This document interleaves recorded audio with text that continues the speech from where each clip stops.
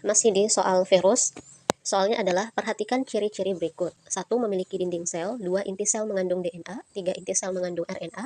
4. Berkembang biak pada sel yang hidup. 5. Membran sel membungkus materi genetik. 6. Berupa paket protein yang dapat dikristalkan. Ciri-ciri yang dimiliki oleh coronavirus ditunjukkan oleh nomor A1 dan 3, B2 dan 4, C2 dan 5, D3 dan 6, E4 dan 6. Jadi virus ini masih dipertentangkan apakah dia makhluk hidup atau bukan. Kenapa?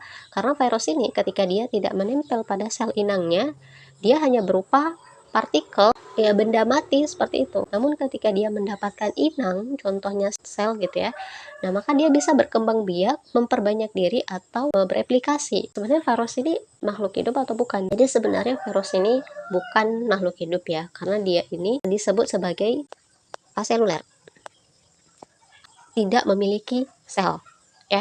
Jadi salah satu ciri dari makhluk hidup itu kan tersusun atas sel, dan virus itu dia tidak memiliki sel, dan kalaupun mau memperbanyak diri atau melakukan replikasi maka dia harus menempel dulu pada sel inang atau pada sel yang hidup. Sekarang kita kembali ke soal, apakah pernyataan satu virus memiliki dinding sel itu benar?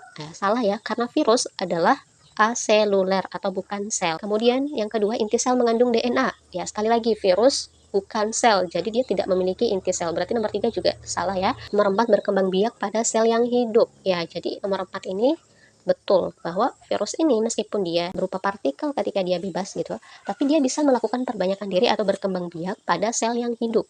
Sel ini biasanya disebut sel inang. Jadi sel inang itu apa? Sel inang adalah tempat melekatnya virus. Kalau virus itu menempel atau melekat pada bakteri, maka sel inangnya sel bakteri. Kalau melekat pada sel tumbuhan, maka sel inangnya sel tumbuhan. Kalau pada hewan, berarti inangnya pada hewan. Begitupun pada manusia, berarti sel inangnya adalah sel manusia. Gitu. Jadi nomor 4 benar.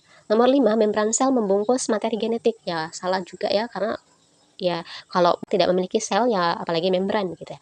Nomor 6, berupa paket protein yang dapat dikristalkan. Iya betul. Jadi virus itu bisa dikristalkan karena dia berupa partikel saja. Oleh karena itu jawaban yang paling tepat adalah 4 dan 6.